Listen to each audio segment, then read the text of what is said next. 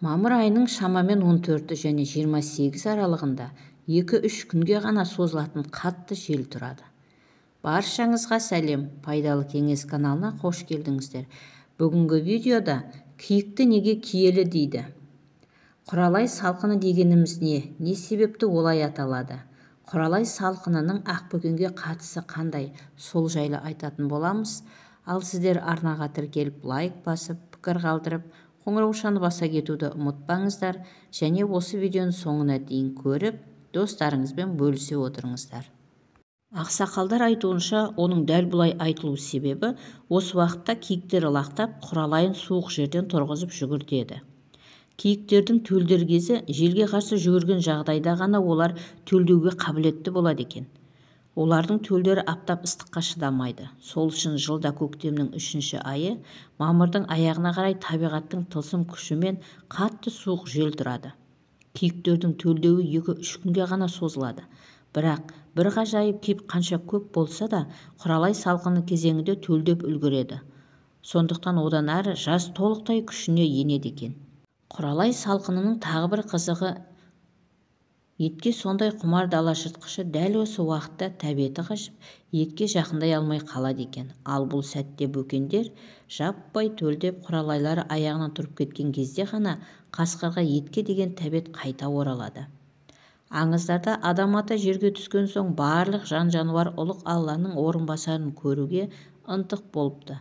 Сол кезде ең алғаш адам атаны көрген ақбөкен екен деседі.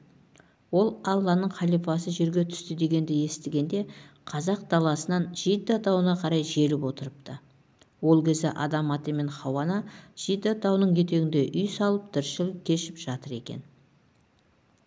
Ақбөкен ұзақ жол жүріп шаршап шалдығып адам атаның тұрағына жеткенде құлап түседі. Адам оны көтеріп алып үйіне әкеледі де оған інжірдің жапырағын беріп асырапты.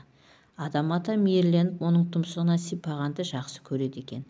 Пайғамбардың қолы тигендіктен ақбөкеннің тұмсығы өзге аңдардан ерекше сұлу болып бітіпті. Арқасынан сипағанда денесінен қош иіс шығыпты. Аяғынан сипағанда тұяғына қасиет бітіпті. Қуса жеткізбейтін жүйрік жануарға айналыпты. Тұяғы 1001 ауруға ем болыпты. Көзінен өпкенде жанарына көрік бітіп, сұлу жануарға айналып шыға келіпті. Мүйізінен ұстағанда оған да шипалық қасиет дарыпты. Пайғамбардың алақаны беліне тигенде буаз кезінде іштегі елігінің жынысын қалауына қарай өзгертетін қасиетке ие болыпты. Бөкеннің келгеніне риза болған адам ата: жануарым, мен саған ризамын, бұйымтайың болса айт, мейірімді Алладан дұға етіп, бір мұқтажыңды өтейін дейді.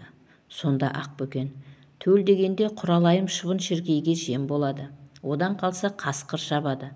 Даланың шөбі төлдеуге ауырлық етіп, қоң жинай алмайды. Осы қиындықтан құтқарсаң депті.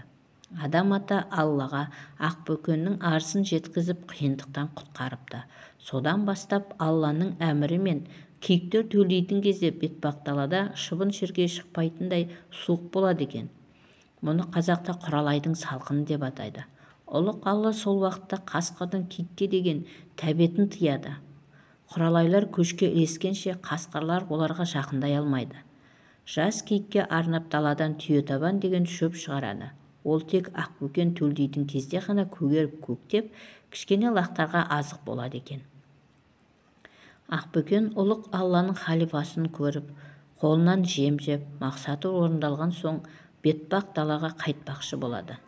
Сол кезде адам ата оған: сахараға сән болып, құт пен кие мән қонып, өсіп өнсін нәсілің бір құдайым жар болып, Аллам өзі қолдасын, бар бәледен қорғасын, саған зауал келтірген ешқашанда оңбасын, сайын түзден тап мекен, бас қорнасын бақ бекем, қу медиен түздерге ырыс дарыт ақбөкен деп батасын береді.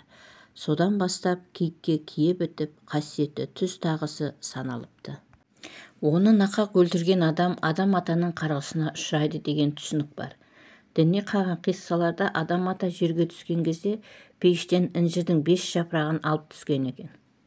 Сол жапырақтардың біреуін бал арасы, біреуін жібек құрты, біреуін киік жеген деп айтылады. Қалған екеуін адам ата жерге егіпті. Киік пештің жемісін жегендіктен киелі аңға айналыпты. ел аузында өте көп айтылатын аңыздардың бірінде Мұхаммед саллаллаху алейхи уассалам пайғамбар киікті құтқарамын деп араша түскен екен. Міне құрметті көрермен, әр аңыздың астарында бір шындық бар деген. Киелі киіктің қасиеті жайлы және Құралайдың салқыны жайлы білдіңіздер. Видео ұнаса лайк басып, комментарийге пікір қалдыра кетуді ұмытпаңыздар, және тіркелуді де ұмытпаңыздар. Осы видеоның соңына описанияға басқа сіздерге пайдасы тиетін ақпараты бар видеолардың сілтемесін қалдыратын болам, оны да көрсеңіздер болады. Видеоны соңына дейін көргендеріңізге рахмет, пайдаңызға жарасын.